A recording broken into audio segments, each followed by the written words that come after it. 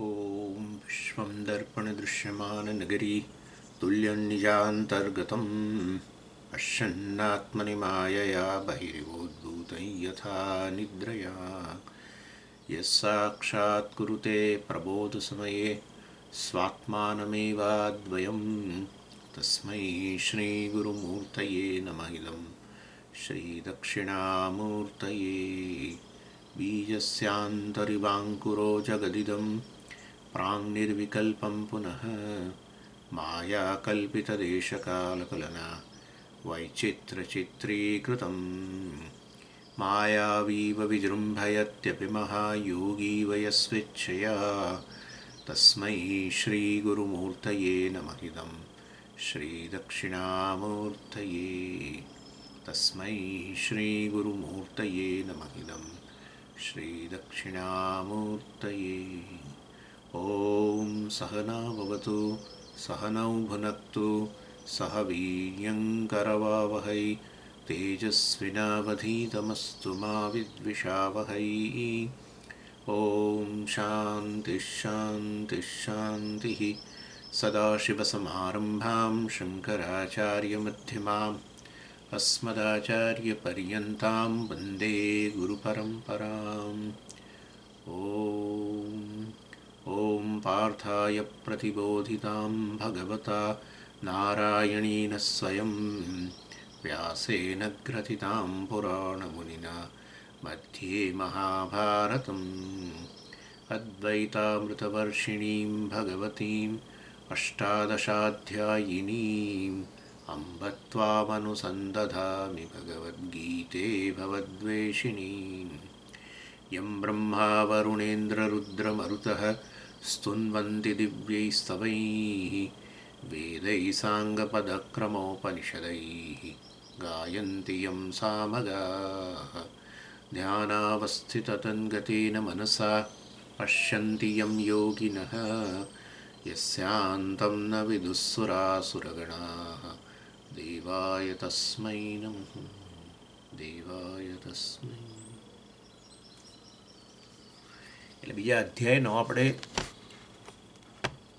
Summary સાર જોઈ રહ્યા હતા અને એમાં 4 વિભાગ છે કુલ 4 ટોપિક પણ કહી શકાય 1 થી 10 શ્લોક જે છે એ અર્જુનની શરણાગતિનો ટોપિક એ આપણે ચર્ચા થઈ ગઈ પછી બીજો ટોપિક હતો 11 થી 39 શ્લોક જેમાં સાંખ્યયોગ જેના આધારે જ આ અધ્યાયને સાંખ્યયોગ કહેવામાં આવ્યો જ્ઞાનયોગ આત્માના સ્વરૂપની વર્ણન કરવામાં આવ્યું ત્વમ પદનો વિચાર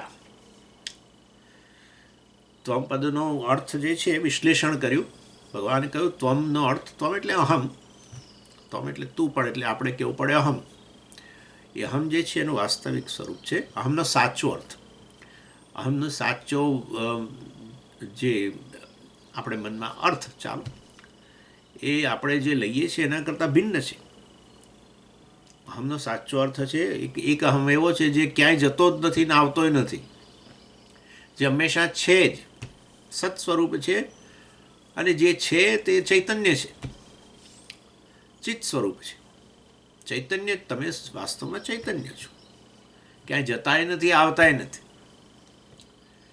અને અંતઃકરણરૂપી ઉપાધિ થકી તમે અહંકારનો વેશ ધારણ કરો છો એ અહમનો અર્થ થયો પરંતુ એ તો અવરજવર કરનારો છે અંતઃકરણ સહિતનો છે અંતઃકરણ લય પામે તો એવો અહંકાર પણ લય પામી જાય છે એટલે એ તમે વાસ્તવિક અર્થ નથી તમે જે છો એ ચૈતન્ય છો અવરજવર કરતા નથી કે તમે તમારાથી અભિન્ન રહીને જ અહંકાર કાર્ય કરે છે તમે જ અહમના રૂપમાં કાર્ય કરો છો અહંકારના રૂપમાં જાગ્રત સ્વપ્નની અંદર અહંકારનો લય સુષુપ્તિમાં થઈ જાય એટલે આ રીતે બતાવવામાં આવ્યું કે આ સાચે અહમ જે છે આ જેને આત્મા કહી શકાય એ અને એનું સ્વરૂપ કેવું છે બધું મેં જોયું વાત કરી આપણે 6 વસ્તુઓ નિત્ય છે આ વગેરે વગેરે નિર્વિકાર છે એ બધું પણ આપણે જોઈ લીધું 11 થી 39 શ્લોકની અંદર આત્મા વિશેની ચર્ચા થઈ પછી 11 થી 38 અને હવે 39 થી 53 એની અંદર કર્મયોગની ચર્ચા. આમ તો બીજો અધ્યાય જે છે એ ખરેખર ઇન્ટ્રોડક્શન છે આખા ભગવદ્ ગીતાનું. એ જ પછી બંને મુખ્ય વસ્તુઓ છે એ આ જ્ઞાન યોગ અને કર્મયોગ, એની ચર્ચા પછી આગળના અધ્યાયોમાં વિસ્તારથી. એટલે બીજા અધ્યાયને ઇન્ટ્રોડક્શન કહેવામાં આવે છે. આપણે કહીએ ને ઉપક્રમ કહીએ. એનીવે એટલે પછી આ 39-53માં કર્મયોગની ચર્ચા કરી. અને આ કારણ કે ભગવાને ત્યાં 11-38 શ્લોકની અંદર એક જગ્યાએ કહ્યું કે આશ્ચર્યવત પશ્યતિ કશ્ચિદેનમ આશ્ચર્યવત ચૈનમ અન્ય શૃણોતી એક્સેટ્રા એક્સેટ્રા. કઠોપનિષદનું જ આમ તો વાક્ય છે. કઠોપનિષદમાંથી ભગવાને જાણે એને ઉદ્ધૃત કર્યું છે. અર્થાત આ જ્ઞાન પ્રાપ્ત કરવું આશ્ચર્ય છે. આ જ્ઞાન પ્રદાન કરનાર આશ્ચર્ય. આશ્ચર્ય એટલે કોઈક જ છે એમ. આશ્ચર્યનો અર્થ એટલે શું કે તમને રેર મતલબ આવું જોવા ના મળે એમ, એ રીતે આશ્ચર્ય. એટલે આ જ્ઞાન પ્રાપ્ત કરનારો આશ્ચર્ય છે. અને એટલે કે એનો સ્ટુડન્ટ આશ્ચર્ય છે વેદાંતનો, આત્મજ્ઞાનમાંની ઝંખના ધરાવનાર. કેઝ્યુઅલ તો બધા ઘણા સાંભળનારા હોય, કશું ચાલો કંઈ નથી, હવે અત્યારે ટાઈમ થયો એટલે આપણી પેલી હેબિટને પ્રમાણે સાંભળી લઈએ. એટલે એ આખી જુદી વસ્તુ છે અને એનો કંઈ બહુ જાજો ફાયદો એ નથી હોતો. પરંતુ આવો વેદાંતનો કોઈ સ્ટુડન્ટ મળી જાય સાચા, જેમ એ કઠોપનિષદમાં યમધર્મરાજાને આ નચિકેતા કે ભગવાનને આ અર્જુન મળ્યો, બહુ રેર હોય છે આમ તો આ વસ્તુ બહુ જ.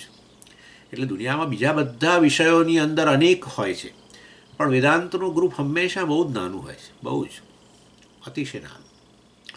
એટલે આશ્ચર્યવત પશ્યતિ કશ્ચિદેનમ આશ્ચર્યવત તથૈવ ચાન્ય આશ્ચર્યવત ચૈનમ અન્ય શૃણોતી. આવો સાંભળનારો મળશે એ આશ્ચર્ય છે, અને એમાંથી જ્ઞાન પ્રાપ્ત કરશે કોઈ, એ તો વળી એનાથી બધું આશ્ચર્ય છે. આ આત્મજ્ઞાનનું નિરૂપણ કરનારા કોઈ આચાર્ય હશે એ આશ્ચર્ય છે. આવી રીતે બધું આશ્ચર્ય બતાવ્યું. એનો અર્થ કે રેર છે, એનો અર્થ કે આ વસ્તુ કઠિન છે, એ તો નક્કી થઈ ગયું. જે વસ્તુ આટલું બધી રેર હોય ને, આમ કે ભાઈ આઈએએસની અંદર 10 લાખ લોકો આઈએએસની પરીક્ષા આપનારા, આ એડમિનિસ્ટ્રેટિવ સર્વિસીસ, આપણી બધી સિવિલ સર્વિસીસ જેને કહીએ છીએ આમ ઇન્ડિયાની અંદર, જેના થકી બધા કલેક્ટરો, કમિશનરો ને આ બધા મ્યુનિસિપલ કમિશનરોના અંતે બધા સચિવો અને સેક્રેટરીઝ બધા બનતા હોય છે. એ એમાં પેલું બીજું બધું પાછું પોલીસનું પણ આવે, આઈપીએસ વગેરે. એનીવે એટલે એ કહેવાનો આશય એવો છે 10 લાખ લોકો બેસે સ્ટુડન્ટ્સ, પ્રિલિમ્સ કહેતા હોય છે, અને પ્રિલિમ્સની એક્ઝામ આપનારા 10 લાખ લોકો, એમાંથી મતલબ કે પાસ ચડાઈને પછી છેવટે મેઇન્સની એક્ઝામ આપનારા લોકો જે છે કદાચ 10,000 કે લાખ હશે કદાચ. એમાંથી મેઇન્સમાંથી ક્લિયર થયેલા તો વાળી પાછા કંઈક આમાં 5-7 હજાર કે 10,000 હશે, પેલા લાખ હશે. અને એમાંથી ઇન્ટરવ્યૂ, મેઇન્સમાં પાસ થયા પછી ઇન્ટરવ્યૂમાં ચડાવીને છેવટે એ લોકો 400-500 લોકોને, વિચાર કરો 10 લાખ લોકો પરીક્ષા આપવા બેસે, એમાંથી ખાલી 400 લોકોને કે 500 લોકોને લો.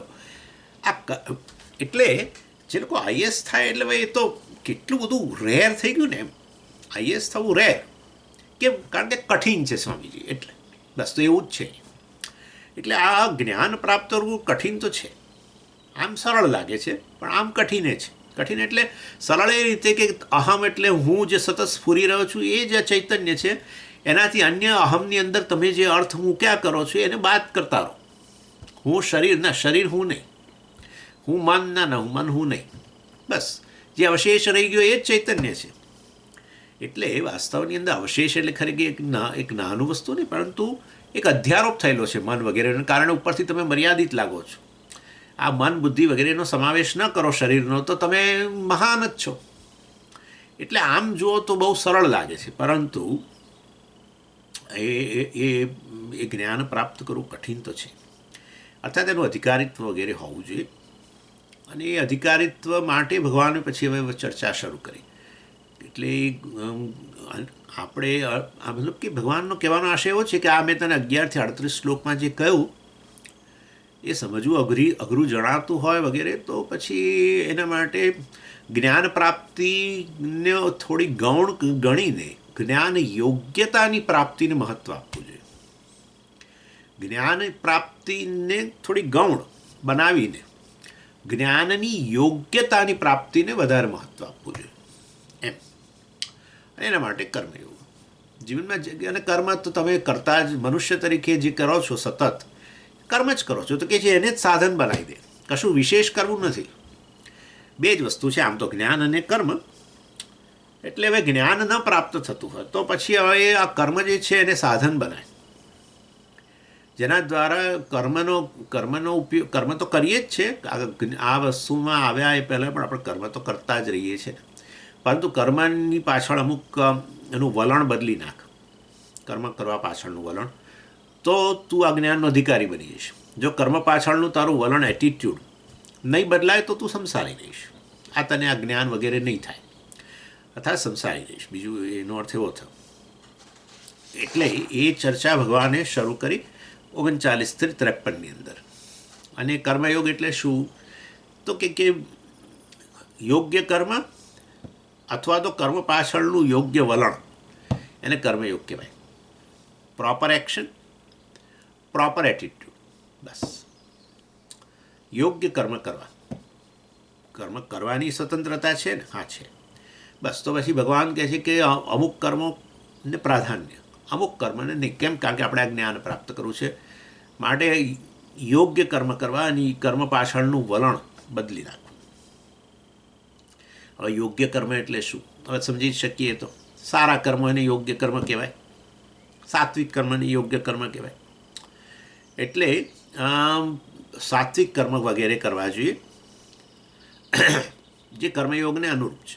કર્મયોગનો એક ભાગ સાત્વિક કર્મ. એટલે સાત્વિક કર્મ એટલે શું? જે કર્મની પાછળ સ્વાર્થ વૃત્તિ ઓછામાં ઓછી હોય એ સાત્વિક કર્મ. સરળ જ છે ને બધું, સમજવાનું. ભલે અઘરું લાગે કરવામાં, પરંતુ સમજવામાં તો સરળ છે જ. સ્વાર્થ વૃત્તિ ઓછી હોય એટલે કેટલાય કર્મ આપણે કરી, પણ એની પાછળ આપણું કંઈક ગણતરી રહેતી હોય, નાની મોટી કંઈ પણ ગણતરી. અને સામાન્ય ઘણીવાર આપણે કંઈ એવું બહુ મોટી સ્થૂળ ભૌતિક વસ્તુની ઈચ્છા ના હોય, કંઈક કે સૂક્ષ્મ ભૌતિક વસ્તુની ઈચ્છા હોય, નામના કીર્તિ વગેરે માટે થઈને લોકો કેટલા કર્મ કરતા હોય છે. એટલે સામાજિક સંસ્થાઓમાં તમે જુઓ, ઘણીવાર કર્મ કરે અને સેવા કરતા હોય, પણ જોડે જોડે પહેલાં ફોટા પડાવે ને આ કરે તે કરે ને પાછું નામ આવે, બધે એવું ઈચ્છે, બધા લોકો મને જાણે કે હું સેવા કરનારો છું વગેરે આ પ્રકારનું. એટલે આ બધી વસ્તુઓ ભૌતિક છે, સ્વાર્થ વૃત્તિ કહેવાય. ભૌતિક વસ્તુની ઈચ્છા એટલે સ્વ અર્થે ને, પોતાના માટે ને. એટલે કર્મ કરવા પાછળનું વલણ જો તમે, એ રાજસ કર્મ થઈ જાય. સ્વાર્થ વૃત્તિ આવે એટલે રાજસ થઈ જાય. અર્થાત આપણા મનની અંદર અમુક પ્રકારની જે ઈચ્છાઓ છે ભૌતિક વસ્તુઓની, એને જ આપણે પુષ્ટિ આપી રહ્યા છીએ, એને જ આપણે બરાબર પોષણ આપી રહ્યા છીએ. કર્મ દ્વારા એ બધું પ્રાપ્ત થાય, એના દ્વારા આપણા એ રાગદ્વેષ છે, એની જે ઈચ્છાઓ છે આવી વસ્તુઓની, એને પોષણ મળે. અર્થાત આપણા જે શત્રુઓ છે એને જ પોષણ મળે. કારણ કે રાગદ્વેષ હોવું એટલે મનની અશાંતિને નિમંત્રણ આપવું. રાગદ્વેષ ઈચ્છાઓ જ છે. અમુક વસ્તુ પ્રાપ્ત કરવાની ઈચ્છા, એની માટેનું આપણું, એની માટે એ વસ્તુ આપણને ગમે છે, એના માટે જોઈએ. અમુક વસ્તુ આપણને નથી ગમતી, એના માટે એનાથી દૂર થવું.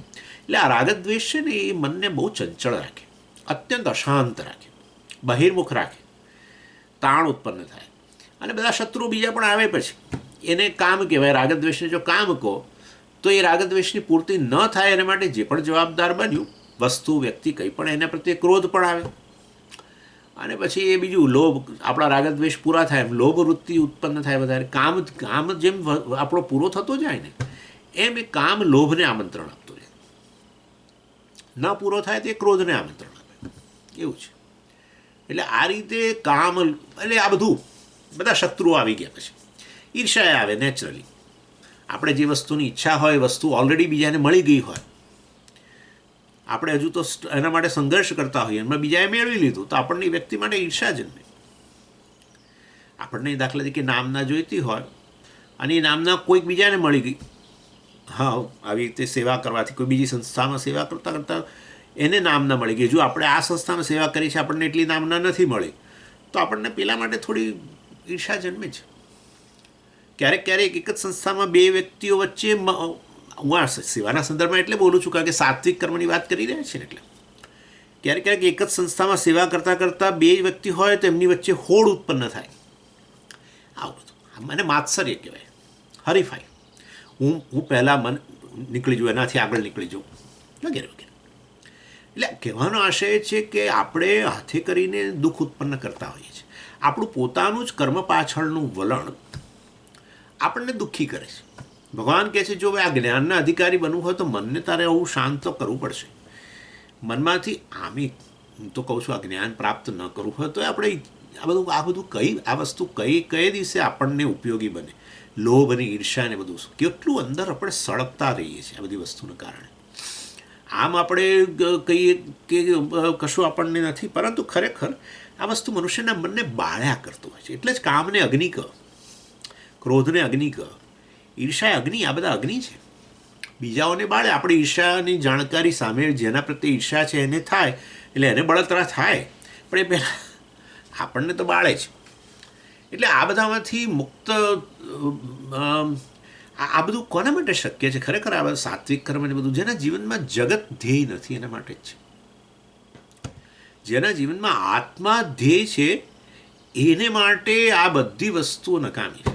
અર્થાત જગત ધ્યેય ન હોય તો જ જગત એટલે બધું આવી ગયું એની અંદર. ભૌતિક, સ્થૂળ ભૌતિક વસ્તુઓ, સૂક્ષ્મ ભૌતિક વસ્તુઓ, નામ, પ્રતિષ્ઠા, તે બધું આવી ગયું એની અંદર, પદવી વગેરે. એટલે જીવનમાં એ બધા કરતાં આત્મા જીવનનું ધ્યેય છે.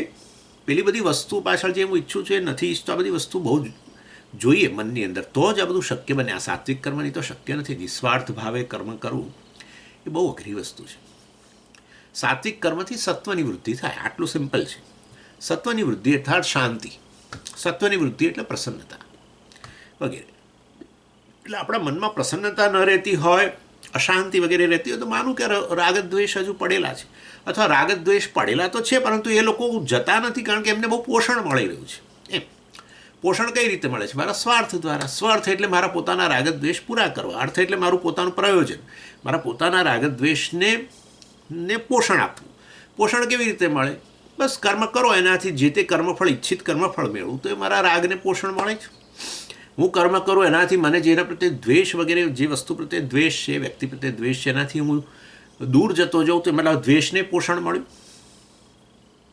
એટલે આપણા રાગદ્વેષને જ પોષણ આપવું, એ રાગદ્વેષ જ આ શત્રુઓ છે. આ બધી વસ્તુ ભગવાને આખા ભગવદ્ ગીતાની અંદર અનેક વાર કહ્યું કે આ તારા શત્રુઓ છે. અનેક રીતે કહ્યું. ક્યારેક રાગદ્વેષને શત્રુ સીધે સીધે કહ્યું, ક્યારેક કામ ક્રોધને શત્રુ કહ્યું. કામેશ ક્રોધેશ રજોગુણ સમુદ્ભવ મહાશનો મહાપાપમાં વિદ્યેન મિહ વૈરિણમ. એટલે ભગવાને અન્યત્ર આગળ પણ કહ્યું. એટલે આનાથી મુક્ત બનવું, અને એ મુક્ત બનવું અર્થાત રાગદ્વેષ જગત વિષયક જ હોય છે, ભૌતિક વસ્તુઓ વિષયક જ હોય છે. જ્યારે આત્મા માટે રાગ હતો તો કલ્યાણ થઈ ગયું. આત્મા માટે રાગ હોય, આત્માથી વિરુદ્ધ અન્ય વસ્તુઓ છે એના પ્રત્યે દ્વેષ હતો તો કલ્યાણ થઈ ગયું. આત્મા પ્રત્યે રાગ હોવો એનું નામ જ વૈરાગ્ય છે. વૈરાગ્ય એટલે જગતની વસ્તુ પ્રત્યે વૈરાગ્ય, મતલબ કે આત્મા માટે રાગ છે માટે જગત પ્રત્યે વૈરાગ્ય થઈ ગયો ને આપોઆપ. એટલે આ બહુ મોટું આ મનની અંદર આ પ્રકારનું ઇન્ફ્રાસ્ટ્રક્ચર ઊભું કરવું જોઈએ. જગતની કોઈ વસ્તુની અપેક્ષા જ ન હોવી, મતલબ કે આ પ્રકારની આવી રાગદ્વેષના સંદર્ભમાં અપેક્ષા હોવી. એટલે શરીર ચલાવવા તો જોઈએ જ, એની વાત નથી કરતો. આપણા રાગદ્વેષ છે એ શરીર ચલાવવા ઉપરાંત હોય છે. આપણું જીવન ચલાવવા ઉપરાંત વસ્તુઓની આપણને જે એના પ્રત્યેનું જે એટેચમેન્ટ વગેરે હોય છે એની વાત ચાલે છે.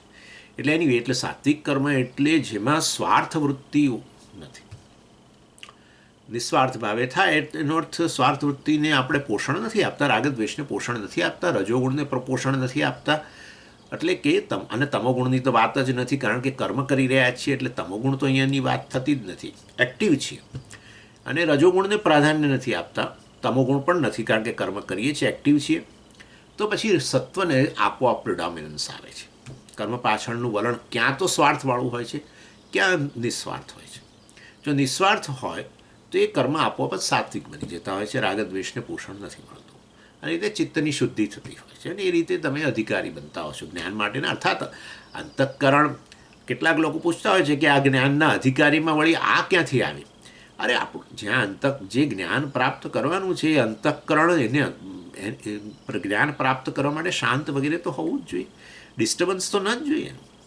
એટલે એ વસ્તુની તો મન અત્યારે દાખલા તરીકે આપણા મિત્રો જે જોડાયા છે એમાં કોઈકનું મન ડિસ્ટર્બ હોય અત્યારે કોઈક કારણસર, તો હું જે બોલી રહ્યો હોય એ ગ્રહણ જ પ્રોપર ન થતું હોય, અને ગ્રહણ કદાચ કરીએ દે પરંતુ આ ડિસ્ટર્બન્સને કારણે પછી વસ્તુને ટકી ન શકે ત્યાં, અને ટકીએ જાય તો પાછું હજુ ડિસ્ટર્બન્સ રહેતું હોય તો પછી એને એસિમ્યુલેશન ન થાય, એને અંદર આપણા જીવનમાં પરકોલ એને ઉતારી ન શકીએ. એટલે સતત મનને શાંતિની આવશ્યકતા તો છે. મનની શાંતિ અને સાત્વિક મન જે કહો તે એક જ વસ્તુ છે. સત્વ હોય ત્યાં શાંતિ હોય, પ્રસન્નતા હોય વગેરે. એનીવે, એટલે આ રીતે આપણા કર્મો જે કરીએ એ પસંદગી આપણને આપેલી જ છે ભગવાને કર્મ પાછળની, તો એવી રીતે કરીએ. પણ એ તો બધું તમારા માટે શક્ય છે, અમારે મેં તો કુટુંબ છે, પણ શરૂઆત તો કરીએ ને. ક્યાંક દિવસમાં અનેક કર્મો કરીએ છીએ, હજારો કર્મો કરતા હોઈએ છીએ, કેટલું બધું કરીએ છીએ. પ્રત્યેકની અંદર આપણો સ્વાર્થ જ ક્યાંક ને ક્યાંક આપણે જોડાયેલો હોય છે. તો કેટલાક થોડા ઘણા કર્મોથી તો શરૂઆત કરીએ, અને થોડા ઘણા કર્મોથી શરૂઆત કરીને શાંતિ મળે ને પછી મન આપોઆપ જ એવી વસ્તુને ઝંખતું હોય છે, એ વસ્તુ જળવાઈ રહેવી ઈચ્છતા હોય છે. એટલે એ રીતે સાત્વિક કર્મો ધીમે ધીમે વધતા પણ જતા હોય છે. એની ગઈ એટલે આ રીતે. અને બીજું પણ છે કે આપણા પ્રારબ્ધમાં હોય છે ને જે તે જીવન ચલાવવાનું આવશ્યક વસ્તુઓ એ આપણા પુરુષાર્થથી મળેલી તો હોય છે જ. પણ એટલે એ કહેવાનો ચાલો, એટલે એ પછી વધારે મારે વાત નથી કરવી. પણ કોઈ પણ કર્મ, ઇવન એન્વાયરમેન્ટલી આપણે કહે છે એન્વાયરમેન્ટ ફ્રેન્ડલી એક્શન, પર્યાવરણ એક સામાન્ય કર્મ, દાખલા તરીકે આપણા ઘરની અંદર કચરો ભેગો કર્યો હોય અને બસ એ કચરો ભેગો ભરાઈ ગયું છે, એટલે હવે બહાર નીકળ્યા અને એક જઈને ઢગલો કરી દીધો. એ ભારતમાં તો આવું બધું બહુ જ અહીંયા થતું હોય છે ક્યારેક પણ. એટલે કહેવાનો આશય કે નહીં, એ રીતે નહીં. આ અમારો કચરો જે છે એવી રીતે નાખવું કે જેથી કરીને આ પર્યાવરણ દૂષિત ન થાય. એ કર્મ પણ સાત્વિક કર્મ થઈ ગયું, જેમાં તમે બીજા લોકો છે એની દરકાર કરી. તમારા કર્મની અંદર આપણા કર્મ દ્વારા આપણા ઘરમાંથી કચરો બહાર નાખ્યા આવ્યા એટલે આપણે થયું કે આપણું કુટુંબ બચી ગયું, એટલે ગંદકી વગેરેથી. પણ બહાર બધા માટે ગંદકી ઊભી કરી. એટલે આ વ્યક્તિ બહુ સંવેદનશીલ હોય, કર્મયોગવાળી વ્યક્તિ હોય, એના એક એક કર્મો જે છે એની પાછળ સંવેદનશીલતા હોય. એટલે જેટલી તમારી સંવેદનશીલતા વધારે એટલું તમારા કર્મો સાત્વિક વધારે. જે કર્મ કરવું એનાથી બીજાઓને ફાયદો થાય, નુકસાન ન થાય, એવો જો તમે ધ્યાન રાખતા જાઓ, અથવા બીજાઓને ફાયદો થાય એવા પ્રકારના કર્મ કરો, તો વાસ્તવની અંદર એ કર્મ સાત્વિક કર્મ કહેવાય. આ કર્મયોગમાં મેં તમને જે પહેલું 2 વસ્તુ કહી, યોગ્ય કર્મ કરવા અને કર્મ પાછળનું વલણ યોગ્ય હોવું, એને કર્મયોગ કહેવાય. યોગ્ય કર્મને અંતર્ગત આ સાત્વિક કર્મ. રાજસિક કર્મ એટલે શું?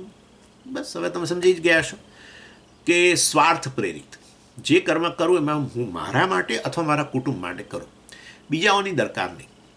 મારા અને મારા કુટુંબ માટે જે કંઈ કરું એમાં બીજાઓનો ભોગ લેવાઈ જાય તો લેવાઈ જાય, અથવા બીજાઓની દરકાર ન કરવી. ચાલો, બીજાઓનું શું તો કે એ તો ઈશ્વર દરકાર કરશે, આપણે વળી બધાની જવાબદારી લઈને ક્યાં કરવાનું.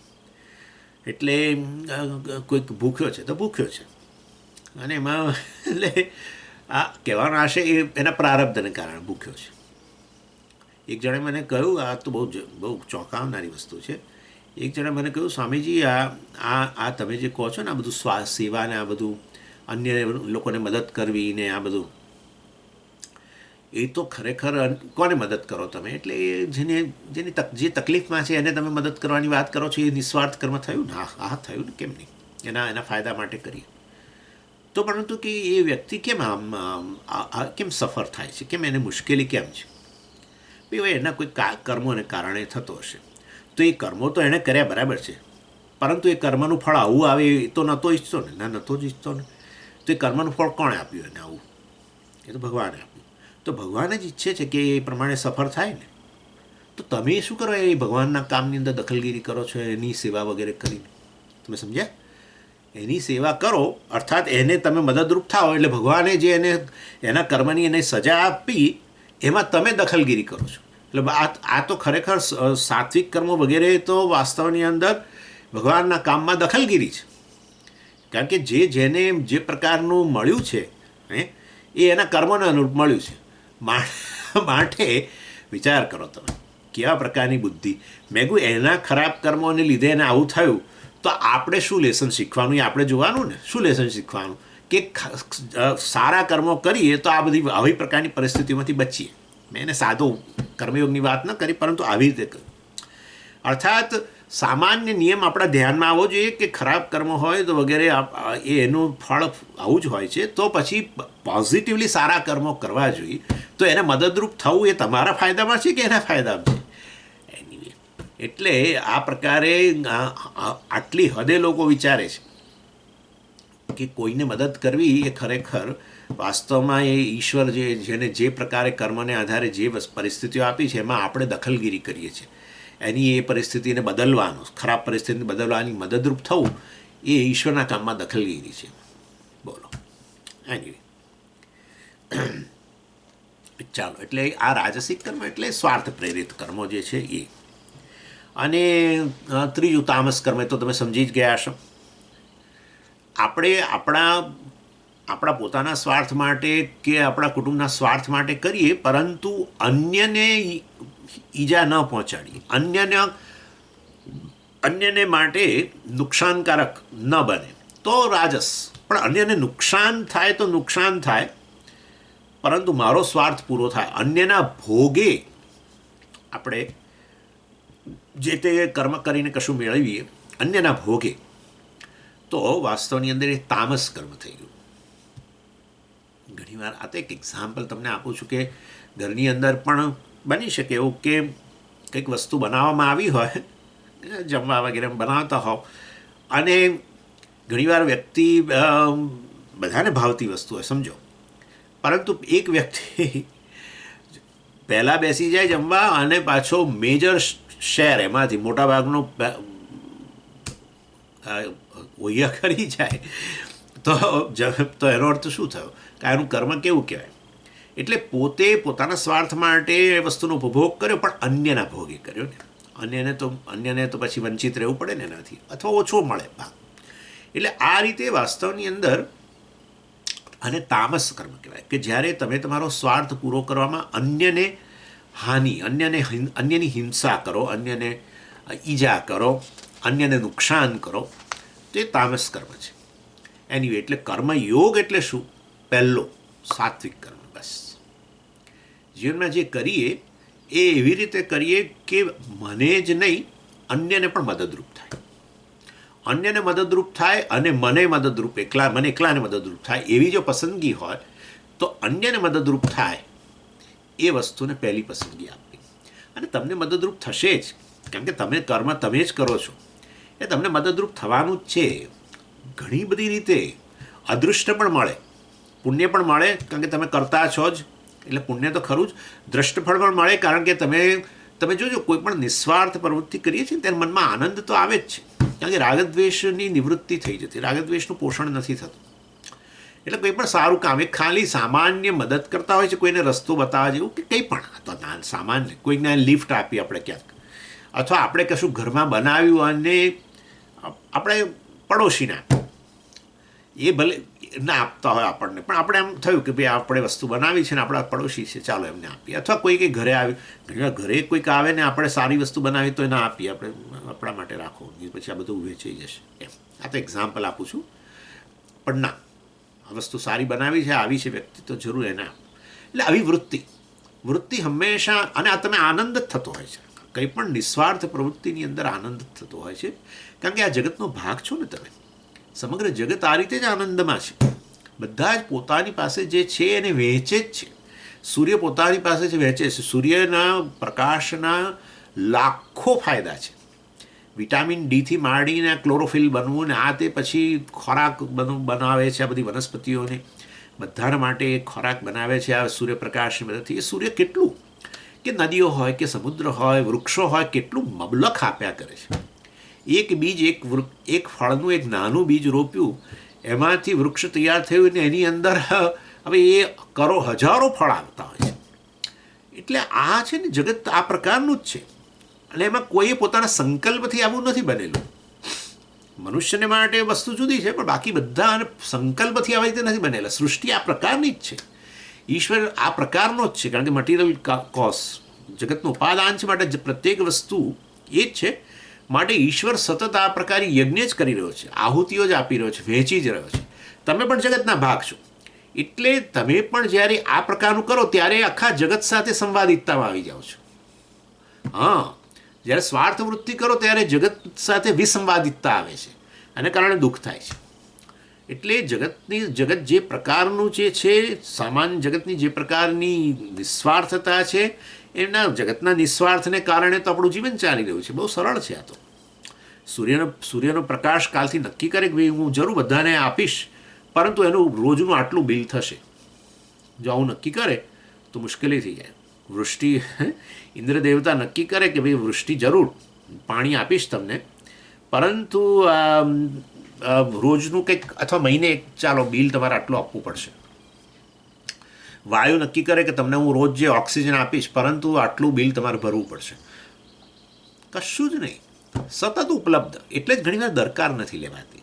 ઘણીવાર વસ્તુ સતત આપણને ઉપલબ્ધ રહેતી હોય ને, ત્યાર પછી એની બહુ આપણને કિંમત નથી રહેતી, અને એટલે આપણે પ્રદૂષિત કરીએ છીએ. આ પૃથ્વીને પ્રદૂષિત કરીએ છીએ, આપણે જળને પ્રદૂષિત કરીએ છીએ, વાયુને પ્રદૂષિત કરીએ છીએ. અગ્નિ બિચારો સતત ઉપલબ્ધ. કહેવાનો આશય છે, જે જગત ઈશ્વર જે પંચમહાભૂતોના રૂપમાં અભિવ્યક્ત બન્યો, અને ભૌતિક વસ્તુ સતત સ્વાર્થ રહિત, આખું જીવન જ એમનું સ્વાર્થ રહિત. એને યજ્ઞ કયો ભગવાને ત્રીજા અધ્યાયમાં આપણે જોઈશું એ તો.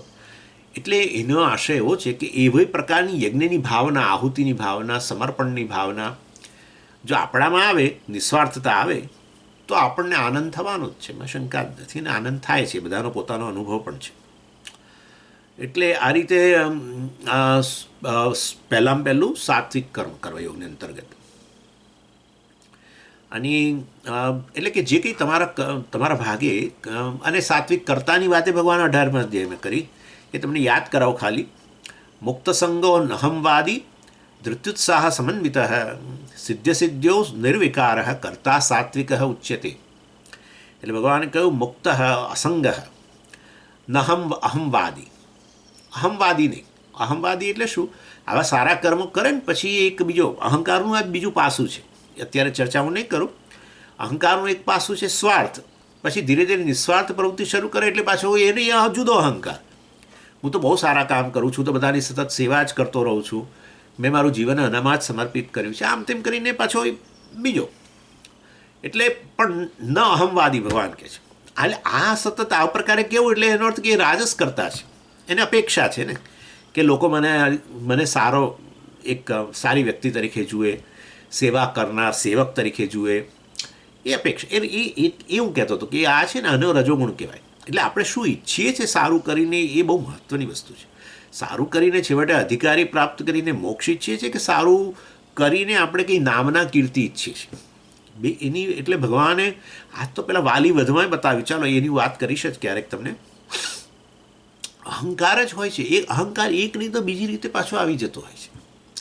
પેલી રીતે પહેલાં બીજું અભિમાન હતું, અને સ્વાર્થ વગેરે હતો, એ રીતે રાગદ્વેષવાળો અહંકાર. હવે જાણે કે આ સાધકના રૂપમાં અહંકાર, કે સારી વ્યક્તિના રૂપમાં અહંકાર. એટલે સતત લોકો ઉપર આપણે હંમેશા આ પ્રકારે લોકો ઉપર આ રીતે ઠોસ, એમના મનની અંદર આ પ્રકારે આપણે ઠસાવવાનો પ્રયત્ન કરીએ. શું? કે હું એક સારી વ્યક્તિ છું, હું એક સારી વ્યક્તિ છું, હું એક સારી વ્યક્તિ છું. આ ઠસાવાનો પ્રયત્ન એ દ્વારા આપણે પણ કંઈક ઈચ્છતા હોય છે, એમની પાસે એક રેકગ્નિશન વગેરે ઈચ્છતા હોય છે, કે એ લોકો આપણને સારી વ્યક્તિ ગણે. એટલે આ પણ જગત આપણે એક મટીરિયલ વસ્તુ જ છે. ના, પણ હું સારું કરું છું કારણ કે મારે તો જીવનમાં મોક્ષ પ્રાપ્ત કરવો છે, મને કોઈ જગતની વસ્તુમાં રસ નથી વગેરે. એ જુદી વસ્તુ એ થઈ ગઈ, એ સાત્વિક કરતા થઈ ગયું. એટલે ભગવાને કહ્યું ન અહમવાદી. અહમ અહમ અહમ અહમ વદતી હતી અહમવાદી.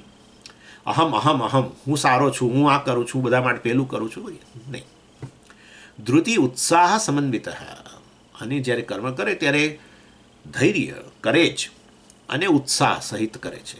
સિદ્ધ્યો નિર્વિકાર. અને કર્મ કરે એટલે ફળ તો આવવાનું છે, પણ ફળ માટેની ચિંતા નથી, ફળની અપેક્ષા છે. પણ ફળ આવવું જ આવવું જોઈએ એવી ચિંતા નથી. સિદ્ધિ એટલે સફળતા અને અસિદ્ધિ એટલે અસફળતા. સિદ્ધ સિદ્ધ્યો નિર્વિકાર એ તો આવવાનું જ છે. જસ્ટ કારણ કે હું સારું કર્મ કરું તેથી સારું જ ફળ મળે એટલે મતલબ કે સારું એટલે આપણું ડિઝાયરેબલ ફળને સારું કે ખરાબ ન કહી શકાય. ફળ તો કર્મને અનુરૂપ જ હોય છે. આપણી અપેક્ષા પ્રમાણે ન બને એટલે આપણે એને નિષ્ફળતા કહીએ, એ જુદી વસ્તુ છે. એટલે આપણે સિદ્ધિ અસિદ્ધિ સફળતા નિષ્ફળતા એ તો વાસ્તવમાં આપણે થોપેલી વસ્તુ છે. ચાલો, એટલે સિદ્ધ સિદ્ધ્યો નિર્વિકાર અથવા સફળતા કે નિષ્ફળતા મળે એનામાં એ નિર્વિકાર એટલે એના પર એની અસર નથી થતી. પોતાને સફળ કે નિષ્ફળ કહેતો નથી. કરતા સાત્વિક ઉચ્ચતે, અને એને સાત્વિક કરતા વગેરે કહેવાય. પણ સ્વામીજી, આ તમે કહો છો કે જે કરે આ રીતે કરે ને તો અને ધૃતિ અને ઉત્સાહ સહિત કરે, આ ઉત્સાહને આ બધું જાળવવું બહુ અઘરું છે. અર્થાત આપણે જે કરીએ એ આનંદથી કરીએ એ બહુ મહત્ત્વની વસ્તુ છે. તો ઘણીવાર એવું બને કે આપણે જે કરીએ એ આનંદથી કરીએ નથી શક્ય બનતું. એટલે કોઈકે બહુ સરસ કહ્યું કે ભાઈ તમે ઘણીવાર તમારા ભાગે જે કરવાનું આવે એ તમે ભલે આનંદથી ન કરો અથવા એની પાછળ પ્રેમ ન હોય તો એટલીસ્ટ તમે જે પણ અર્થાત જે તમે ઈચ્છો, જે તમે ઈચ્છો એ તમે જે પ્રકારે જે કર્મ કરવાની તમને ગમતું હોય એ કર્મ તમારા ભાગે ઘણીવાર ન આવે તો વાસ્તવમાં તમે જે પણ કર્મ કરો એની પાછળ તમારો પ્રેમ વગેરે હોવો જોઈએ. તમે જેને પ્રેમ કરો છો એવા કર્મ, તમને જે પ્રિય છે એવા કર્મો તમને, એટલે મેં જરા બોલવામાં તકલીફ થઈ, તમને તમારા માટે જે પ્રિય છે એવા કર્મો તમારા ભાગે ઘણીવાર ન આવે તો પછી શું કરવાનું? એટલે કહે છે કે ના, વાસ્તવમાં જે કરો એની પાછળ તમારો પ્રેમ હોવો જોઈએ. કેવી એવું તો પ્રેમ કેવી રીતે આવે? એવું કંઈ ના આવે સ્વામીજી. એ તો જે ગમતું હોય એ જ કરવું ગમે. એ જે આપણને ગમતું હોય એ કરવું ગમે. એટલે અને જે કંઈ કરીએ એ ગમવું જોઈએ એવો કોઈ નિયમ નથી સ્વામીજી. એને ન જ ગમે ના ભાઈ, એ ગમાડવું પડે. તો એવું તો કેવી રીતે ગમાડીએ અમે? આ તો તમે અમારા મનમાં ઠસાવવા માગો છો, એવું નથી. એટલે મેં કહ્યું ને, એ આ પ્રકારે જોઈને, જગત રચના જોઈને, પોતાનું સ્થાન જોઈને, જગત મને કઈ રીતે મદદરૂપ થઈ રહ્યું છે એ જોઈને, જગત ઈશ્વર છે માટે ઈશ્વર મને મદદરૂપ સતત થઈ રહેલો છે એ રીતે જોઈને, આ બધું જોઈને આપણે જોઈએ કે પળે પળે મારું જીવન ચાલી રહ્યું છે. કારણ કે સમગ્ર જગત કાર્યશીલ છે. અત્યારે જ હું બોલી રહ્યો છું કારણ કે કેટલાય નિયમો ઈશ્વરના છે, કામ કરી રહ્યા છે. અત્યારે બોલી રહ્યો છું કારણ કે શ્વાસ લઈ રહ્યો છું, જીવન છે. તો શ્વાસ લઈ રહ્યો છે, વાયુ છે, માટે વાયુના રૂપમાં ઈશ્વર હાજર છે, સતત મને મદદ કરી રહ્યો છે. કેટલું બધું ચાલી રહ્યું છે. એટલે તમારા જીવન સાથે કેવો ઈશ્વર જોડાયેલો છે, સતત જોડાયેલો છે. અને સતત જોડાયેલો એટલે તમને સતત તમારું જીવન જીવાડી રહ્યો છે. અર્થાત તમારું જીવન શક્ય બન્યું છે. અને માટે આવી જ્યારે એટીટ્યૂડ હોય ત્યારે હવે તમે જે કરો એ જગતને, એટલે કે ઈશ્વરને ઉપકારક, ઈશ્વરને માટે એ રીતે, તો થોડો પછી ઉત્સાહ આવે, તો પછી જે કરીએ એ ગમે. સામાન્ય રીતે આપણે બધી ઘણી પ્રવૃત્તિઓ એમાંથી આપણે શું પસંદ કરીએ, શું કરવું ગમે આપણને, જે આપણી પ્રકારની ગમો હોય એને અનુરૂપ, પણ નહીં. એટલે વાસ્તવની અંદર એટલે તો એ અંગ્રેજી કહેવત છે, you do not get the action which you love, then learn to love any action that you have to do. આ વસ્તુ કહેવી છે. એટલે અમે તમને ગુજરાતીમાં કહ્યું, પરંતુ આ પ્રકારની ઉક્તિ કોઈકે કહેલી છે. આપણે જે આપણા ભાગે જે આવે એ આપણને ગમે, બસ. નહીં કે મને જે ગમે એ જ હું કરું. મારા ભાગે જે દિવસ દરમિયાન આવે એ પ્રત્યેક કર્મ ઈશ્વરનું અર્પણ. કેમ? કયા ઈશ્વરનું અર્પણ? જે આ રીતે જગતના રૂપમાં અભિવ્યક્ત બનેલો છે, શરીર મન બુદ્ધિના રૂપમાં અભિવ્યક્ત બનેલો છે, અને મને સતત જેના કારણે મારું જીવન ચાલી રહેલું છે સતત, એ ઈશ્વરને સમર્પિત. બસ. આ તો આ જે છે એ શું થઈ ગયું? પેલું યોગ્ય કર્મ સાત્વિક કર્મ હતું. હવે આ જે છે એ કર્મ પાછળની ભાવના. મેં તમને કહ્યું ને, બે વસ્તુ હોય ને કર્મયોગમાં. ક્યાં તો યોગ્ય કર્મ, સાત્વિક કર્મ કરો, અથવા તો કર્મ પાછળની ભાવના કે જે કંઈ મારા ભાગે આવે એ હું પ્રેમથી ને ઉત્સાહથી કરું. કેમ? કારણ કે એ તો વાસ્તવમાં હું તો ઉપકૃત જ છું, અને માટે ખરેખર મારે આ ઋણ ફેડવાનું છે. અને એટલા માટે તો આપણે આ બધા પિતૃ ઋણ વગેરે બધું બોલતા હોઈએ છીએ, પંચમહાયજ્ઞ વગેરેની આપણે વાત કરેલી છે. અને એ બધું આવવાનું છે ત્રીજા અધ્યાયમાં, એટલે એ ચર્ચા હું નથી કરતો, કારણ કે બીજા અધ્યાયમાં આવું બધું નથી. બીજા અધ્યાયમાં તો આટલું છે, કર્મણ્યેવાધિકારસ્તે મા કલ્પફલેષુ કદાચન મા સંગ ફલ હેતુ બહુ માતે એટલે વગેરે વગેરે. એટલે કર્મમાં નહીં કરવા માટે કર્મ નહીં કરવું એવું પ્રકારનું વલણ ન રાખીશ. કર્મ કર વગેરે, કર્મ કરવાનો તને અધિકાર છે, કર્મફળ પ્રત્યે કર્મફળનો અધિકાર નથી વગેરે વગેરે બધું ચર્ચા કરેલી છે આપણે. ઇન શોર્ટ, આ ઈશ્વર અર્પણની બુદ્ધિ. અને અને એના માટે તમે ઉદાહરણ જગતમાં ન જાઓ તો તમારું પોતાનું શરીર પણ છે જ. તમારા શરીરમાં પ્રત્યેક અવયવ જે છે કાર્ય કરી રહ્યો છે. નહીં કે કોઈ નામના પ્રતિષ્ઠા કે કોઈ વસ્તુ પ્રમાણપત્રો વગેરે મળવા માટે. પ્રત્યેક અવયવ જે કાર્ય કરે છે એ આ સમષ્ટિ જે છે એના માટે જ કામ કરે છે. પ્રત્યેક અવયવ આંખ જોવાનું કામ કરે છે પોતાના માટે નહીં, આંખ જોવાનું કામ કરે છે શરીરના રક્ષણ માટે. તમારી આંખે જોયું કે આ સામે વાઘ આવી રહ્યો છે, એક્ઝામ્પલ છે, અને એ જોયું ત્યાર પછી તમે ભાગ્યા ત્યાંથી જ.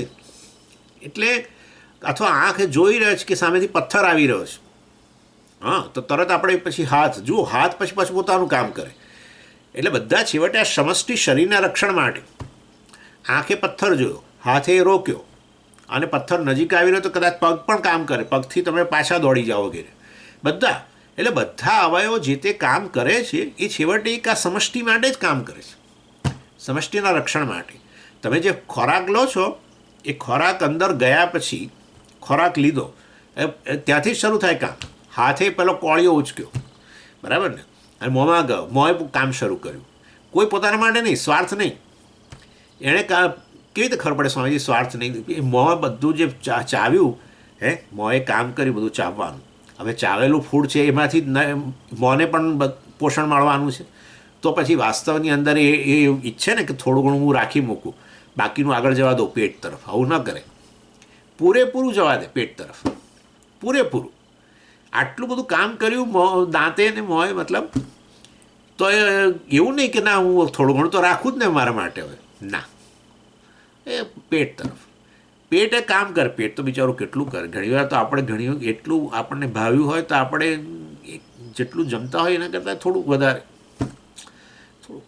વધારે આપણે જોઈ શકીએ જમ્યા પછી કે આ પેટને આજે બહુ કામ કરવું પડશે, પણ બિચારું પેટ કરવા માટે કામ. એટલે આટલું બધું ઓવરટાઈમ કરાવો એની પાસે, કામ કરાવો પછી તો પેટ તો પોતાનું રાખે જ હવે, કારણ કે પેટને રક્ષણ, શરીરના અવયવને રક્ષણ પોષણ કોનાથી મળે છે? અન્નથી મળે છે. તો પછી એ અન્નનો ભાગ થોડો રાખે ને પોતાના માટે? ના, એ આંતરડા તરફ ધકેલે. આંતરડા એ બધું શોષણ કરે, એનું સારામાં સારા તત્વોનું શોષણ કરી લે અને બાકીનો કચરો આગળ ધકેલે. તો એ શોષણ કર્યા પછી એ પોતાની પાસે ન રાખે, એ આખા શરીરને વેચે, રક્તના રૂપમાં, ફલાણાના રૂપમાં, મેદ અસ્થિ અજ્જા સપ્તધાતુના રૂપમાં વેચાય ને બધું. એટલે સમગ્ર શરીરને પોષણ. પછી પેલો કચરો આગળ ગયો એ તમે જાણો છો, એ કચરો ગયો ત્યાં એ પછી આગળ એ કાર્ય કરે, મોટું આંતરડું વગેરે જે પણ એ બહાર કાઢવાનું કાર્ય કરે. વિચાર કરો, એ ન કાર્ય થાય ને તો તમને ભૂખ ન લાગે. જો કબજિયાત વધારે પડતી રહેતી હોય, તમે જોજો શું થાય છે. આપણું મન જ કામ નહીં કરે, અતિશય કબજિયાત રહેતી. આ બધી વસ્તુનું બહુ છે. અન્ન જે છે ને, જુઓ, આ એક જસ્ટ બાય ધ વે મારે તમને કહેવું જોઈએ આ વસ્તુ. અન્નની વાત કરીએ છીએ ને, સામાન્ય રીતે આ અન્ન તો છે જ છે, પણ આપણે એ અન્નથી આપણા મન પર પણ અસર થતી હોય છે, મન પ્રફુલ્લિત બનતું હોય છે. એટલે જ માટે જેવું અન્ન એવું પ્રકારનું આપણું મન બને છે, એ વસ્તુ હકીકત છે.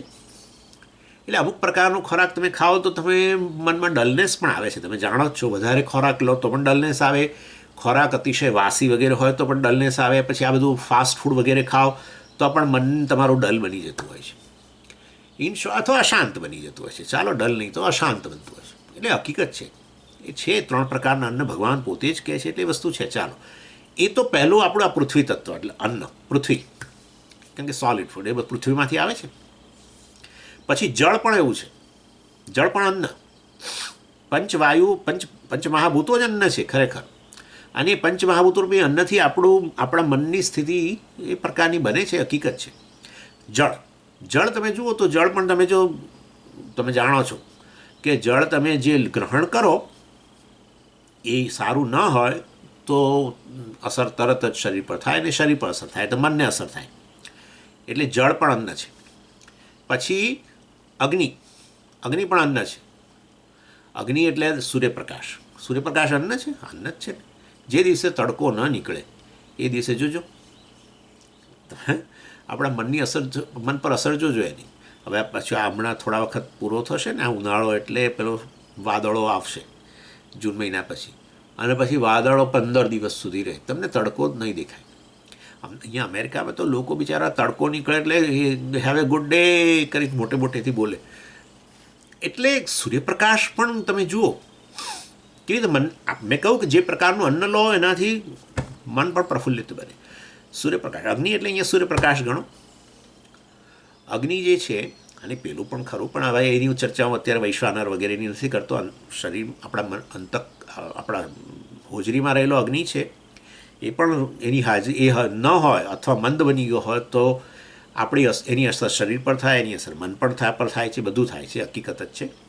એટલે એ પણ અન્ન છે. અગ્નિ પણ અન્ન છે સૂર્યપ્રકાશમાં. વાયુ પણ અન્ન છે. એ તો હવે એ માટે કંઈ કહેવાનું જ નથી રહ્યું. ચોખ્ખી દાખલા કે જે હવા આપણે લઈએ એ હવા અતિશય પ્રદૂષિત હોય, ગણી લો, તો શરીર બગડે અને મન પણ બગડે. અને હવા ચોખ્ખી મળે, આપણે કહીએ તાજી હવા, બહાર નીકળો છો હવે જે ચોખ્ખી હવા મળે. ઘણીવાર ઘરની અંદર રહીએ ત્યારે આપણને એમ થાય કે ભાઈ આમ સફોકેટ થઈ ગયા. એટલે બહાર નીકળીએ ત્યારે આપણને ખુલ્લી હવાની અંદર તો આપણને કેવું લાગે છે, મન પ્રફુલ્લિત બને છે. અને આકાશ પણ એવું છે. એટલે તમને પેલું મેં ઉદાહરણ આપું, તમને સૂર્યપ્રકાશની જ્યારે વાત કરી હવે મને યાદ આવ્યું કે સૂર્યપ્રકાશ તમારા માટે અન્ન છે એ કેવી રીતે ખબર પડે ખબર છે? એક વ્યક્તિ હોય ને તમારા મારા જેવી જે સ્વસ્થ વ્યક્તિ હોય મનથી અત્યારે, એવી સ્વસ્થ વ્યક્તિને તમે એક અંધારા ઓરડીની અંદર પૂરી દો, બરાબર? સૂર્યપ્રકાશ બિલકુલ નહીં, 3 દિવસ 4 દિવસ, જુઓ એના મનની સ્થિતિ શું થાય છે. એ બતાવે છે કે સૂર્યપ્રકાશ પણ અન્ન છે અને એ અન્નની અસર આપણા મન પર પણ પડે છે, શરીર પર પણ પડે. પછી વાયુ, એ પણ મેં તમને કહ્યું, બરાબર? વાયુ, ખુલ્લી હવામાં જવું. અને આકાશ, ફરી પાછું જુઓ, દાખલા તરીકે તમે અત્યારે તમારા ઘરની અંદર 4 રૂમનું મકાન છે અને થોડું વિશાળ છે, તમે એમાં છો, એને બદલે તમને એક નાનું બાથરૂમની અંદર પૂરી દઈએ, ચાલો, તો શું થાય છે? એટલે આકાશ પણ જાણે કે વાસ્તવની અંદર તમારા મનની પ્રફુલ્લતા માટે જવાબદાર છે. આકાશ પણ અન્ન છે. એટલે શારીરિક રીતે તો અસર થાય જ, આવી રીતે પૂરી દો તો, અને મન પર અસર થાય, બંને રીતે, એમ મારું કહેવાનું છે. એટલે 5 મહાભૂતો અન્ન. આમ સામાન્ય રીતે અન્ન એટલે આપણે જે પૃથ્વી તત્વ, એટલે આ પૃથ્વીમાંથી આવે જે બધું, એને આપણે અન્ન કહેતા હોઈએ છીએ. પરંતુ જળ પણ અન્ન છે, અગ્નિ પણ અન્ન છે, વાયુ પણ અન્ન છે. અને અરે તમે આ જુઓ ને, આકાશ અન્ન છે. એને તો મેં તમને કહ્યું ખુલ્લા ખેતરમાં જાઓ, અથવા દાખલા તરીકે પેલો પહાડ ચડીને પહાડની ટોચ પર જાઓ, કેવું લાગે છે તમને? એકદમ વિશાળ આકાશ ઉપલબ્ધ બન્યું. પેલી બાથરૂમમાં રહેલો અવકાશ, ત્યાં તમારી મનની સ્થિતિ જુઓ. અને આ પહાડની ઉપર ઊભા રહ્યા અને આ ખુલ્લું વિશાળ આકાશ જોવા મળ્યું, તો ત્યાં ક્યાં પ્રફુલ્લતા લાગે છે તમને? અને આ બંને વસ્તુ જોડે જાય છે. શરીરની સ્વસ્થતા અને મનની સ્વસ્થતા જોડે જ જાય. આ વસ્તુ નિશ્ચિત થઈ ગયેલી છે. હવે તો આમાં કોઈ શંકા જ નથી રહી. એવું નથી હોતું કે શરીર સ્વસ્થ અને મન માંદું. શરીરની સ્વસ્થ તો મન પણ સ્વસ્થ બને, મન અસ્વસ્થ બને તો શરીર અસ્વસ્થ બને. આ બધું ડાયાબિટીસ વગેરે રોગો વિશે કહેવામાં આવે છે કે ડાયાબિટીસ ખાંડ ખાવાથી થાય છે. ડાયાબિટીસ કદી ખાંડ ખાવાથી નથી થતો. આ તો સિદ્ધ થઈ ગયેલું છે. ડાયાબિટીસ થવા પાછળનું કારણ સ્ટ્રેસ વગેરે જ હોય છે, તાણ વગેરે જ હોય છે. હા, એ થયા પછી ખાંડ વગેરે ખાઓ એ નુકસાનકારક હોય છે. આ વસ્તુ તો હવે વૈજ્ઞાનિકોએ પણ સિદ્ધ કરી છે. ચાલો, એનીવે, કહેવાનો આશય આ બધું ચર્ચા બીજા અધ્યાયને અંતર્ગત ક્યારેક આવી પ્રસંગો પર વાત ચર્ચા હોય છે. એનીવે, એટલે કે અહીંયા કહેવામાં આવ્યું સાત્વિક કર્મ અને સાત્વિક વલણ, આ પ્રકારનું વલણ, ઉદારતાનું વલણ. બસ, કે જે કંઈ હું કર્મ કરું એ મારા ભાગે કર્મ આવે છે, એ ખરેખર પ્રત્યેક કર્મને હું અર્ચના બનાવી દઉં, ભગવાનને અર્પણ કરવાની, જે ઈશ્વર મને સતત મારું જીવન ચલાવવા મદદ કરી રહેલો છે, મારું ધ્યાન રાખી રહેલો છે. અને પછી પણ કર્મમાં તો સમજી કર્મફળ, પછી જે કર્મફળ આવે એના નિયમોથી આવે છે. માટે જે નિયમ એને નિયમને અંતર્ગત હંમેશા જે કર્મફળ આવે એનો આપણે સ્વીકાર કરવો જોઈએ. આપણે ન સ્વીકાર કરીએ તો તેથી કરીને કર્મફળ બદલાવાનું નથી. એટલે તમે જેને સફળતા નિષ્ફળતા વગેરે કહો, પરંતુ ખરેખર વાસ્તવની અંદર એવી કોઈ વસ્તુ નથી. કર્મને અનુરૂપ જ હોય છે. અને કર્મ એ તો તમારું વાસ્તવમાં એક કોન્ટ્રીબ્યુશન છે તમારા કર્મફળ પ્રત્યેનું એક. બાકી બધા ઘણા પરિબળો છે, આપણે ચર્ચા કરેલી છે એવી બધી અનેક પરિબળો હોય છે બધા, જે આ કર્મમાંથી કર્મફળને રૂપાંતર કરતા હોય તો બધા અનેક પરિબળો છે. અને માટે વાસ્તવમાં એ બધા પરિબળો ભેગા એને ઈશ્વર જ કહેવાય. મારા સિવાયના બધા જ પરિબળો જે કર્મના ફળ માટે જવાબદારી ઈશ્વર છે, સમષ્ટિ. એટલે એ ઈશ્વર જ કર્મફળ આપે છે. માટે એક પ્રકારની જેને કહીએ ને આપણે પ્રસાદ, કે ચાલો ભાઈ ભગવાને જે આપ્યું છે એ આપણને મેં જે કર્મ કર્યું એને અનુરૂપ ઈશ્વરે ફળ આપ્યું છે, એમાંથી કંઈક શીખવા માટે આપ્યું છે વગેરે. બહુ ચર્ચાઓ નહીં કરું, કારણ કે આ બધું ઘણું આપણે ચર્ચા પહેલાં કરી છે, અને પાછું ત્રીજા અધ્યાયમાં બધું આવવાની છે ચર્ચા. એટલે આ રીતે કર્મયોગ જે છે એની ભગવાને વાત કરી. અને કર્મયોગ છે સીધે સીધું ફળ ન આપે, એ છે વાસ્તવમાં એ અધિકારી પ્રાપ્ત ફળ. કર્મયોગ છે એ સીધે સીધું મોક્ષરૂપી ફળ ના આપે, પરંતુ આ આપણે અધિકારી પ્રાપ્તિ વગેરે માટે એ બધું એ વસ્તુ ભગવાને 52મા શ્લોકમાં કહી. યદા તે મોહ કલિલમ બુદ્ધિર્વ્યતિતરિષ્યતિ તદા ગંતાસી નિર્વેદમ શ્રોતવ્યસ્ય શ્રુતસ્ય છે. એટલે આ યોગ વગેરેને કારણે વાસ્તવમાં આ નિર્વેદ વૈરાગ્ય વગેરે પ્રાપ્ત થતો હોય છે, રાગદ્વેષમાંથી મુક્તિ મળતી હોય છે. અને એને કારણે વ્યક્તિ સાધન ચતુષ્ટય સંપત્તિવાળો કે અધિકારી બનતો હોય છે. આ થયું 39-53. પછી 54થી 72ની અંદર છેલ્લો વિભાગ જે છે એની અંદર સ્થિતપ્રજ્ઞ વિભાગ, અર્થાત જેણે આ આત્મજ્ઞાન પ્રાપ્ત કર્યું, પહેલાં કર્મયોગને કારણે અધિકારી બન્યો હશે અને પછી આ જ્ઞાન પ્રાપ્ત કર્યું, આત્મજ્ઞાન પ્રાપ્ત કર્યું. અને એ આત્મજ્ઞાન પ્રાપ્ત કરનાર વ્યક્તિ જેની પ્રજ્ઞા, જેનું જ્ઞાન હવે સ્થિર થઈ ગયું, અર્થાત જેણે જ્ઞાનને આત્મસાત કરી લીધું, એવી વ્યક્તિનું વર્ણન છે. એમાં એ બંને પ્રકારની વસ્તુ છે એની અંદર. પ્રજ્ઞા એટલે શું? વાસ્તવની અંદર પ્રજ્ઞા એટલે જ્ઞાન. જ્ઞાનમાં તો વાસ્તવમાં તમે જાતે જ્ઞાન પ્રાપ્ત ન કરી શકો, તમે ખરા જ, પરંતુ આચાર્ય અને શાસ્ત્રો તમને જ્ઞાન પ્રદાન કરે. એટલે એમાં જવાબદારી આચાર્ય શાસ્ત્રની પણ થોડી ખરી, પ્રજ્ઞા માટે, જ્ઞાન માટે જરૂર. હવે યોગ્ય રીતે જ્ઞાન પ્રદાન ન થયું હોય તો આપણને જ્ઞાન ન થાય, બરાબર છે. એટલે યોગ્ય રીતે જ્ઞાન આપવું પડે, ઉદાહરણોનો ઉપયોગ કરો, આ તે બધું બહુ સ્પષ્ટ રીતે તમે સમજાય એ વસ્તુ કહેવી જોઈએ એમાં. એટલે આચાર્યનો રોલ ખરો, આચાર્યનો રોલ એટલે શાસ્ત્રનો રોલ વગેરે ખરો એની અંદર. પરંતુ પ્રજ્ઞા પ્રાપ્ત, જ્ઞાન પ્રાપ્ત કર્યા પછી એને સ્થિર પ્રજ્ઞા બનાવી, એમાં તમારો એકલાનો ફાળો. જે સ્ટુડન્ટ હોય એણે કામ કરવું પડે, એમાં પછી એમાં ક્યાંય ટીચર ના આવે. જ્ઞાન પ્રાપ્ત કર્યું પછી એને આત્મસાત કરવા માટે કરવું, એની એક પ્રક્રિયા તમને કહી દે, પરંતુ એ પ્રક્રિયા કરવી કે નહીં એ વસ્તુ તો હવે આપણા પર છે. એટલે પ્રજ્ઞા માટે જવાબદાર ખરા આચાર્યો, શાસ્ત્રો વગેરે. કારણ કે તો જ્ઞાન પ્રાપ્ત કરવું હોય, પ્રજ્ઞા, તો જ્ઞાનનું સાધનનો ઉપયોગ કરવો જ જોઈએ, અને એ છે શાસ્ત્ર વગેરે. અને શાસ્ત્ર પાછું આચાર્ય થકી એ બધી વસ્તુ ખરી, પરંતુ સ્થિર પ્રજ્ઞ બનાવવું પડે. પણ શા માટે બનાવવું? જ્ઞાન પ્રાપ્ત કર્યું બહુ થઈ ગયું સ્વામીજી, એને આત્મસાત કરવાની ક્યાં જરૂર? એવું છે, જ્ઞાન તો પ્રાપ્ત કર્યું પણ એ બુદ્ધિમાં જ રહેતું હોય છે.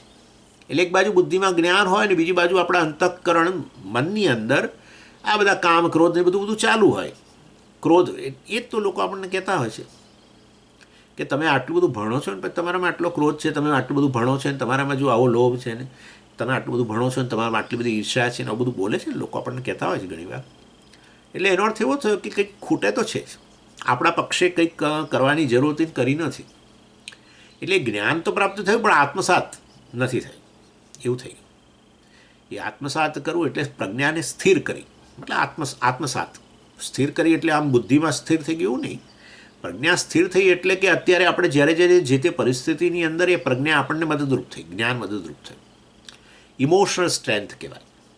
એટલે તમારી લાગણીઓ વગેરે જે છે એના એ વસ્તુ, એ લાગણીશીલને બદલે તમે વાસ્તવની અંદર એ લાગણીઓ ઉપર જે તમને મુશ્કેલીમાં મૂકતી હતી, જ્ઞાન હોવા છતાંય લાગણીઓને કારણે તમે આ બધા વસ્તુનો શિકાર બનતા હતા, કામ, ક્રોધ વગેરેનો, એમાંથી તમને મુક્તિ મળી ગઈ. એટલે કે સ્થિર પ્રજ્ઞાને કારણે એને ઇમોશનલ સ્ટ્રેન્થ કહેવાય. એનીવે એટલે એ કેવી રીતે થાય, એટલે આપણે વાત કરી હતી જે વસ્તુ કે એના માટે નિધિધ્યાસન વગેરે જે છે એની આવશ્યકતા હોય છે. આની અંદર હવે પછી એમાં આચાર્ય મદદરૂપ ન થઈ શકે.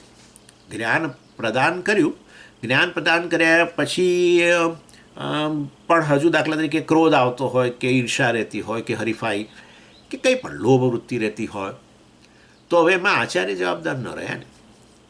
આચાર્ય તો જ્ઞાન આપ્યું, જ્ઞાન પછી છૂટી જાય. આના માટે હવે આપણે જ જવાબદાર છીએ. એના માટે કંઈક કરવું પડે. એ આચાર્ય કહે તમને કે શું કરજો કે જેથી કરીને આ બધામાંથી મુક્ત બનો, એ કે. અને તો એ વસ્તુ ઉપદેશનો જ ભાગ હોય છે. ચાલો એનીવે એટલે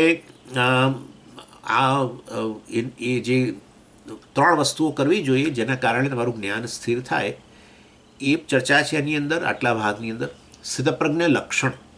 એક તો જ્ઞાની કેવો છે આપણે જાણીએ, એટલે એના આધારે આપણને ખબર પડે. આપણે જ્ઞાન પ્રાપ્ત કરવું હોય તો પછી આપણને એ જ્ઞાન થયું છે કે નહીં, જ્ઞાન આપણને આત્મસાત થયું છે કે નહીં, આપણને ખબર પડે કે એના માટે આપણને લક્ષણ બતાવવા પડે કોઈ આવા જ્ઞાની પુરુષના. તો એના આધારે આપણે સમજી શકીએ કે આ વસ્તુ જો ખરેખર મારામાં જ્ઞાન આત્મસાત થયું હોય તો મારી પણ આવી સ્થિતિ હોય. એટલે સ્થિતપ્રજ્ઞ લક્ષણ એ કેવા પ્રકારનો હોય આવી વ્યક્તિ, એટલે સ્થિતપ્રજ્ઞ લક્ષણ એક. અને બીજું છે સ્થિતપ્રજ્ઞ સાધન. ચાલો મેં જ્ઞાન પ્રાપ્ત કર્યું છે, સ્થિતપ્રજ્ઞ વ્યક્તિ આવી છે, પરંતુ હું શું કરું જેથી કરીને મારું જ્ઞાન પણ સ્થિર થાય, હું સ્થિતપ્રજ્ઞ બનું? એના માટેના સાધનો શું છે? તો એ સ્થિતપ્રજ્ઞ સાધન પણ કહેવા પડે. એટલે 2 ટોપિક છે આ 54 થી 72માં.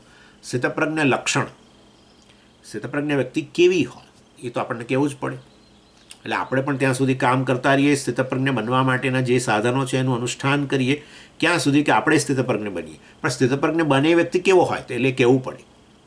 સ્થિતપ્રજ્ઞ સાધનમ, સ્થિતપ્રજ્ઞ લક્ષણમ અને સ્થિતપ્રજ્ઞ સાધનમ. પ્રજ્ઞાને સ્થિર બનાવવી હોય, આપણે આ બધા જ્ઞાન પણ હોય ને સાથે સાથે આ બધા કામ ક્રોધ વગેરેમાંથી પણ મુક્ત બની જઈએ, જે જ્ઞાનનું ફળ છે. તો વાસ્તવમાં એના માટે શું કરવું જોઈએ એની પણ ચર્ચા કરવી. એટલે એ ભગવાને 54માં શ્લોક 55માં શ્લોકમાં સ્થિતપ્રજ્ઞના લક્ષણ બતાવી દીધા, પછી છેલ્લે પાછા બતાવે 69, 70 વગેરેમાં, 68, 69માં. પણ વચ્ચેના ભાગની અંદર સ્થિતપ્રજ્ઞ સાધન બતાવે. સ્થિતપ્રજ્ઞ લક્ષણ પ્રજહાતિ યદા કામાન સર્વાન પાર્થ મનોગતાન. જે આ જ્ઞાની પુરુષ છે આવો છે, પ્રજહાતિ યદા કામાન, બધી જ જે પેલી ઈચ્છાઓ છે એમાંથી મુક્ત. કેવી ઈચ્છાઓ આપણે વાત થઈ હતી, કેવી ઈચ્છાઓમાંથી મુક્ત બન્યો છે? ઈચ્છામાંથી મુક્ત નથી બન્યો, અમુક પ્રકારની ઈચ્છામાંથી મુક્ત બની ગયો. ઈચ્છામાંથી મુક્ત ન થઈ શકાય. ભગવાનની જ ઈચ્છા છે. જુઓ ને અહીંયા અર્જુન સમજે. તું સમજ્યો અર્જુન? તું સમજ્યો? નહીં તો હું હજુ બીજા 18 અધ્યાય કહું, એવું કહ્યું 18મા અધ્યાયમાં. તું સમજ્યો? હા. અને ભગવાનની ઈચ્છા છે કે શોકમાંથી પણ મુક્ત બને, એટલા માટે તો ભગવાને શરૂ કર્યું. એટલે કોઈ દિવસ ઈચ્છામાંથી મુક્ત ન થવાય. ઈચ્છામાંથી મુક્ત થવાય તો એ મનુષ્ય જ નથી. ઈચ્છા તો વિભૂતિ છે ખરેખર.